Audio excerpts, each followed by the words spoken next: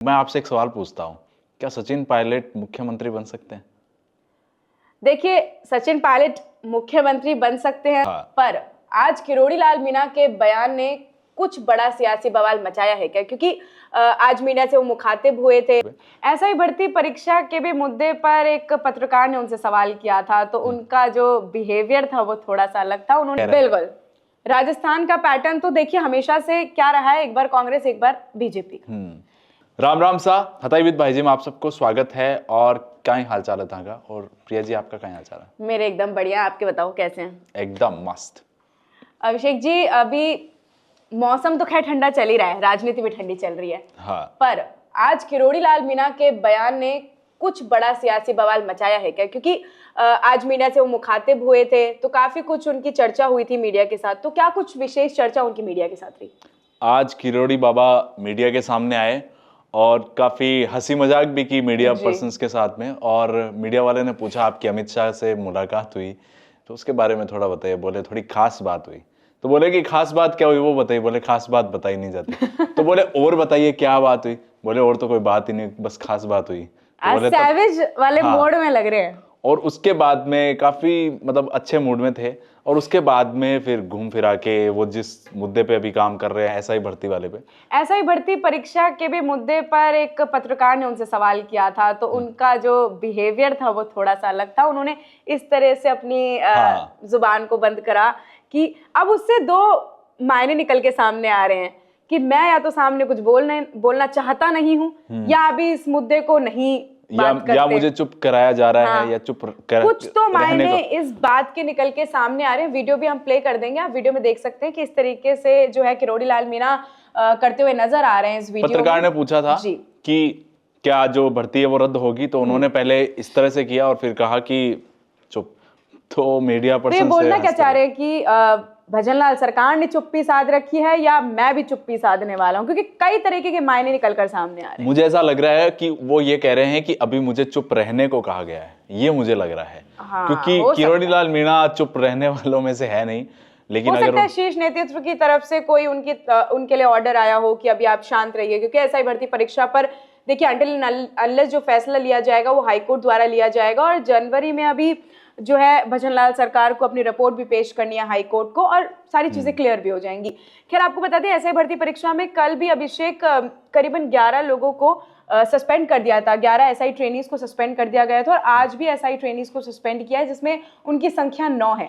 तो कुल मिलाकर अगर बात की जाए तो उनकी टोटल संख्या हो गई 36। अभी तक 36 एसआई ट्रेनीज को सस्पेंड कर दिया गया है। तो ये भी उम्मीद बनाकर रखी जा सकती है कि आने वाले वक्त में जो भजनलाल सरकार है उसमें एसआई भर्ती परीक्षा में कोई कड़ा फैसला लिया जा सकता है। मेरे हिसाब से रद्द भी भर्ती परीक्षा की जा सकती है, क्योंकि जिस तरीके से एसआई ट्रेनी जो अभ्यर्थी है, जो एसआई ट्रेनी कर रहे हैं, उन सबको सस्पेंड भी कर रही है। जो फेक है, जो डमी स्टूडेंट्स रहे थे, उन सबको निकाला भी जा रहा है। तो लगातार जो है कार्रवाई तो सरकार की तरफ से हो ही रही है, कानूनन तौर पे सारी कार्रवाई की जा रही है। तो देखते हैं एसआई भर्ती परीक्षा में जल्द कोई फैसला आ सकता है, क्योंकि काफी अब लंबा वक्त भी खिंच चुका है। हर किसी की निगाहें जो है वो टिकी हुई है। खासकर हम उन अभ्यर्थियों की बात करें जो कि एसआई भर्ती परीक्षा में शामिल हुए थे, लेकिन वही धांधलीबाजी की वजह से कुछ हो नहीं पाया, नंबरों से वो छूट गए। तो इस वजह से उनके दिल पर ज्यादा जो है मुझे लगता है ठेस पहुंचती है। तो ये तो देखना पड़ेगा कब क्या होगा। क्योंकि वैसे देखा जाए तो जैसे ट्रेनियों को मतलब ट्रेनियों पे काम हो रहा है, तो मुझे लगता है सरकार इस पर धीरे धीरे काम भी कर रही है, क्योंकि अभी काफी टास्क है सरकार के सामने। और देखते हैं कब ये मुद्दा जो है ये सॉल्व होता है। और बात करते हैं, मैं आपसे एक सवाल पूछता हूँ, क्या सचिन पायलट मुख्यमंत्री बन सकते हैं? देखिए, सचिन पायलट मुख्यमंत्री बन सकते हैं नहीं बन सकते हैं, इस पर तो हमारी कोई टिप्पणी नहीं है। लेकिन इस पर एक व्यक्ति ने टिप्पणी दी है, और वो है बीजेपी के काफी बड़े दिग्गज नेता, sports minister colonel Rajyavardhan Singh Rathore. जी हाँ, उनसे एक पत्रकार ने पूछा कि क्या लगता है कि सचिन पायलट कभी मुख्यमंत्री बन पाएंगे? क्योंकि आपकी छवि और सचिन पायलट की छवि मुख्यमंत्री बनने वाली छवि है, क्योंकि इन दोनों ही दिग्गज नेताओं की जो आइडियोलॉजी है वो यूथ फॉलो करता है। बेसिकली लोगों को बहुत पसंद आते हैं ये दोनों ही नेता, और जिस तरीके से वो मुखर होकर अपनी बातों को सामने रखते हैं, जिस तरीके से जो लोगों के आइडियल बने हुए हैं अभी दोनों ही नेता, तो ये बात खैर बनती भी है कि दोनों मुख्यमंत्री पद के लिए काफी अच्छे दावेदार हैं।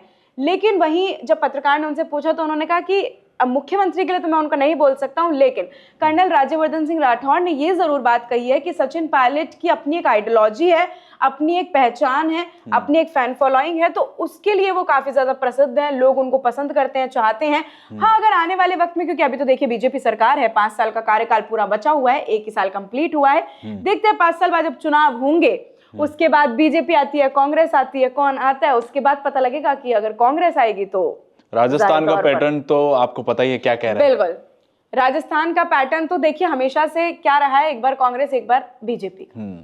इस बार अगर बीजेपी आ गई है तो देखते हैं अगले चुनाव में बीजेपी की जगह कांग्रेस आ जाए तो उम्मीद है कि सचिन पायलट को आने वाले वक्त में सीएम बनाया जा सकता है, क्योंकि सीएम फेस के दावेदार तो देखिए वो पिछले विधानसभा चुनाव में भी रहे थे, और उससे पहले जो विधानसभा चुनाव हुआ था, जब काफी ज्यादा बीच में बहसबाजी भी हुई थी अशोक गहलोत और सचिन पायलट के बीच में, क्योंकि इस पद को लेकर, सीएम पद को लेकर, क्योंकि दोनों ही काफी अच्छे दावेदार थे, तो तब से ही एक दिल में ठेस तो है ही सचिन पायलट के कि उनको डेप्यूटी सीएम बना दिया गया। लेकिन खैर अब दोनों ने अपनी सुलह कर ली है, दोनों एक दूसरे के साथ नजर भी आते हैं, हंसते हैं, मिलते हैं, पर अब वो खुशी सामने कैसी है, पीछे कैसी है, वो तो अब उस पर क्या ही बोले। और क्या चल रहा है? नरेश मीणा का कुछ हुआ? देखिए, नरेश मीणा का तो अभी कुछ नहीं हुआ है, लेकिन उनके जो समर्थक हैं, जो उनके देखिए जब ये पूरा मुद्दा हुआ था उस टाइम पे काफी उपद्रवी थे जो इस पूरे माहौल में इन्वॉल्व थे, तो उनमें से काफी सारे उपद्रवियों को छोड़ा गया है, रिहाई उनको मिल गई है, लेकिन वही नरेश मीणा को रिहाई नहीं मिली है, क्योंकि नरेश मीणा के भी लंबे वक्त से रिहाई की मांग कर रहे हैं, समर्थक उनके रिहाई की मांग कर रहे हैं। महापंचायत भी इस दौरान हुई थी, कांग्रेस ने भी खूब प्रदर्शन किए, साथ दिया। प्रहलाद गुंजल काफी बड़े नेता हैं, दिग्गज नेताओं में शुमार है उनका नाम भी, तो उन्होंने भी काफी उम्मीद रखी थी सरकार से और काफी बड़ा आंदोलन भी किया था, वो नेतृत्व भी कर रहे थे उस पूरे आंदोलन का। खुद प्रताप सिंह खाचरियावास भी वहां पर पहुंचे थे, और जो उनके खास दोस्त हैं नरेश मीणा के 5 पांडव, वो लोग नहीं पहुंच पाए थे, लेकिन समर्थन जरूर उन्होंने सोशल मीडिया के माध्यम से दिया था। लेकिन अभी तक उनकी रिहाई नहीं हुई है। पर अब बड़ा मुद्दा ये आ रहा है बीच में कि कौन अड़ंगे लगा रहा है रिहाई के लिए। मतलब क्या बीजेपी सरकार के कुछ ऐसे नेता हैं जो नरेश मीणा की रिहाई नहीं देना चाहते हैं? क्या कौन ऐसे नाम शामिल हैं जो नहीं चाहते हैं कि नरेश मीणा को रिहाई मिले? क्योंकि काफी बड़ा मुद्दा बन चुका है और सियासी मायने में अब ये मुद्दा छिड़ चुका है। कानूनन तौर पे तो देखिए मुद्दा है ही, क्योंकि एसडीएम के चांटा उन्होंने मार दिया था, कानूनन तौर पे तो चीजें चल ही रही हैं, लेकिन मुझे ऐसा लगता है अब नरेश मीणा का सियासी दौर भी शुरू हो गया है, सियासी मुद्दा भी जो है छिड़ गया है। नरेश मीणा थप्पड़ कांड पे राधा मोहन दास ने भी अपना हमारे इंटरव्यू में एक बयान दिया था जी। उन्होंने कहा था कि वहां प्रशासन ने बहुत अच्छा काम किया, और वो किस हिसाब से किया कि प्रशासन ने उनको उस टाइम मतलब उनको जेल नहीं लेके गए जब उन्होंने थप्पड़ मारा, उन्होंने वोटिंग का वेट किया। अगर वोटिंग जो है उसके बीच में उनको लेके जाते तो जो कांग्रेस की सारे वोट्स है वो नरेश मीणा को मिलते।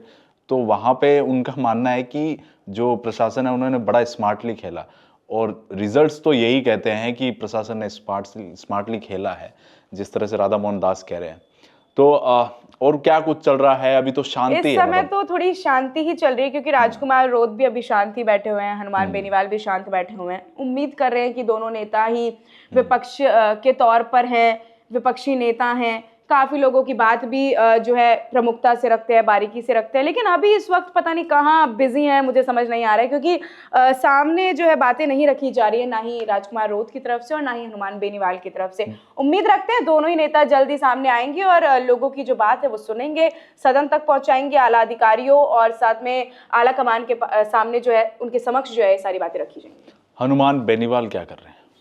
वही हनुमान बेनीवाल भी अभी देखिए हाल ही में तो कुछ नहीं कर रहे हैं, लेकिन उम्मीद है उनसे भी कि कुछ ना कुछ जल्द सामने लेकर आएंगे। लेकिन मैं आपको बता देती हूँ कि हनुमान बेनीवाल ने अभी किसानों के मुद्दे को लेकर जरूर प्रमुखता से अपनी बात उठाई है, और इसी के साथ लगातार उनके अगर सोशल मीडिया प्लेटफॉर्म की बात की जाए, सोशल मीडिया प्लेटफॉर्म को अगर हम गो थ्रू करें तो वो अभी किसानों के मुद्दे को लेकर बहुत प्रमुखता से बात अपनी हो सकता है ये अभी साइलेंट रह रहे हैं तो कुछ बड़ा प्लान कर रहे होंगे। बिल्कुल बिल्कुल, क्योंकि जब ये बड़े नेता शांत रहते हैं तो उसके बाद में जो वो आंधी लेके आते हैं वो सड़कों पे देखने लायक होती है। तो हो सकता है ये जितने भी नेता हम बात कर रहे हैं ये कुछ मुद्दे पर काम कर रहे होंगे, लेकिन ये अच्छा साइन नहीं है। हमने पहले भी डिस्कस किया था कि राजस्थान की राजनीति में कोई मुद्दे क्या बचे नहीं हैं, क्या डिस्कशन नहीं हो रहे हैं, और मैंने पहले भी कहा था क्या भजनलाल सरकार सब कुछ सही करिए। मैं विपक्ष से ये सवाल करना चाहता हूँ एज अ बिल्कुल, क्योंकि ऐसा तो नहीं हो सकता है, देखिए पूरी सरकार ही सब कुछ सही काम करी और कर भी रही है, तो भी विपक्ष का काम होता है कि जनता के मुद्दों को सामने लाए, क्या सरकार सही नहीं कर रही है उन सारे मुद्दों को समक्ष रखे। लेकिन अभी पता नहीं, समझ नहीं आ रहा विपक्ष कहां पर है, क्योंकि विपक्ष के तौर पर बीजेपी बहुत अच्छा प्रदर्शन रखती है अपना, बीजेपी बहुत अच्छी तरीके से प्रमुखता से बात रखती है।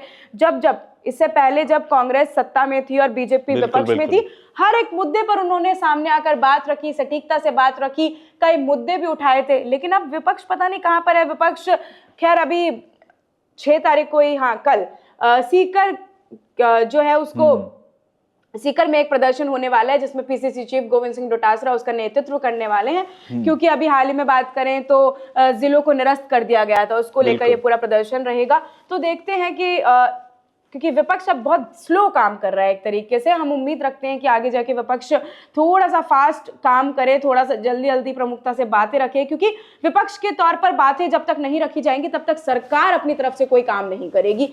ये हर पॉलिटिक्स का एक अहम रहता है। दोस्तों ये थी आज की हथाई, हमने कुछ बातें डिस्कस की और हम आपसे जानना चाहते हैं कि क्या कुछ मुद्दे हैं जो राजस्थान में चल रहे हैं जो आप जानते हैं, वो हमारे सामने लाइए, हम उस पर चर्चाएं करेंगे। उसके लिए हम ग्राउंड पे जाएंगे और उस पर हम खबरें बनाएंगे और आप तक हर खबर पहुंचाएंगे और हथाई विद भाईजी में भी डिस्कस करेंगे। तो इस बार हम आप पे छोड़ते हैं कि क्या मुद्दे चल रहे हैं, तो हमारे साथ डिस्कस कीजिए, कमेंट कीजिए, लाइक कीजिए, शेयर कीजिए और हमारे साथ जुड़े रहिए हथाई विद भाईजी पे। राम राम सा।